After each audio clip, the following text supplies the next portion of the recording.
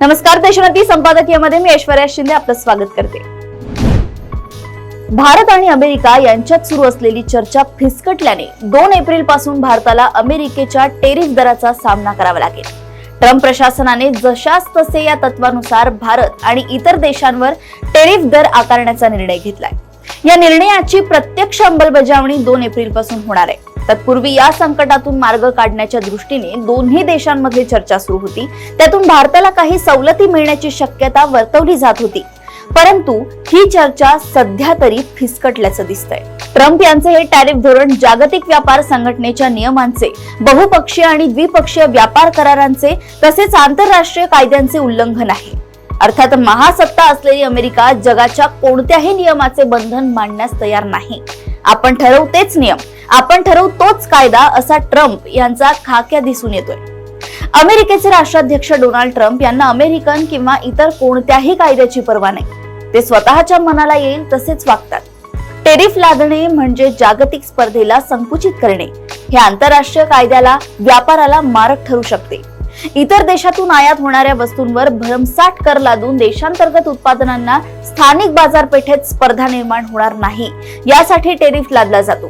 America फर्स्टच्या नावाखाली आपल्या या धोरणाला ट्रम्प देशभक्तीचे लेबल लावत असले तरी हा शुद्ध मूर्खपणा म्हणायला हवा।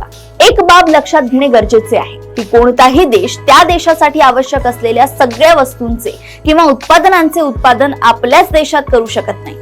अशा परिस्थितीत देशांतर्गत उत्पादन करणाऱ्या उत्पादकांचे हित जरी साधले जात असले तरी आयात होणाऱ्या वस्तूंचे दर वाढल्यामुळे एकूणच महागाई वाढण्याचा धोका असतो। शिवाय इतर देशांशी अशाच प्रकारचा टेरिफ वॉर सुरू केला तर देशातील निर्यातक्षम उत्पादन घेणाऱ्या कंपन्यांच्या व्यापारावरही प्रतिकूल परिणाम होण्याची शक्यता नाकारता येत नाही। त्यामुळे देशाचा विकास दर खालावू शकतो, देशातील गुंतवणूक प्रभावित होऊ शकते, निकृष्ट दर्जाच्या वस्तूंचे उत्पादन, मर्यादित पर्याय आणि वाईट ग्राहक सेवा यांना तोंड द्यावे लागते। जगाचा गेल्या 50 वर्षातील इतिहास लक्षात घेता तर मुक्त व्यापाराच्या धोरणानेच अनेक देशांच्या अर्थव्यवस्थेला चालना मिळाली आहे। जगातल्या श्रीमंत देशांनाही मुक्त व्यापार आणि स्पर्धेच्या माध्यमातून आपला विकास साधलाय। या पृष्ठभूमीवर ट्रम्प यांचे धोरण जगाला काळाच्या प्रवाहात मागे ढकलणारे ठरते। भारतानेही डॉक्टर मनमोहन सिंग अर्थमंत्री असताना मुक्त व्यापार धोरणाचा अंगीकार केला आणि तिथूनच भारताच्या विकासाला गती प्राप्त झाली। अमेरिका एक महासत्ता आहे। अमेरिकेची आर्थिक ताकद प्रचंड अशी आहे, त्यामुळे टेरिफ धोरणामुळे स्वतःपुरते होणारे नुकसान अमेरिका सहन करू शकते, परंतु भारतासारख्या विकसनशील देशांना या धोरणाचा मोठा फटका बसण्याची शक्यता आहे। कदाचित म्हणूनच भारताने ट्रम्प यांना खुश करण्यासाठी 2025 ते 26च्या अर्थसंकल्पात शुल्क कपात जाहीर केली, पण ट्रम्प तेवढ्यावरच खुश झाले नाही।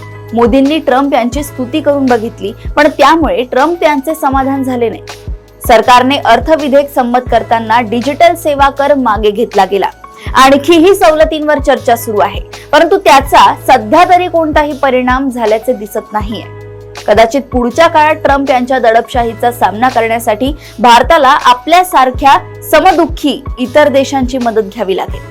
भारताला या संघर्षात Canada, Britain, France, Germany, Japan, दक्षिण कोरिया आणि युरोपियन देश या मित्र देशांच्या पाठिंब्याची गरज आहे।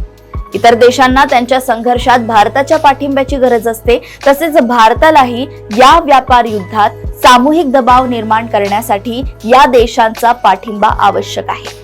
सर्व देशांनी एकत्र येऊन अमेरिकेला चर्चा करण्यास भाग पाडणे आणि असा सर्वसमावेशक करार घडवून आणणे हा शहाणपणाचा मार्ग आहे। तोच जागतिक आर्थिक वाढीला चालना देईल आणि दीर्घकाळ टिकेल। अशाच घडामोडी व अपडेट सोबत पुन्हा भेटूया देशोन्नती संपादकीयमध्ये। बघत रहा देशोन्नती। नमस्कार।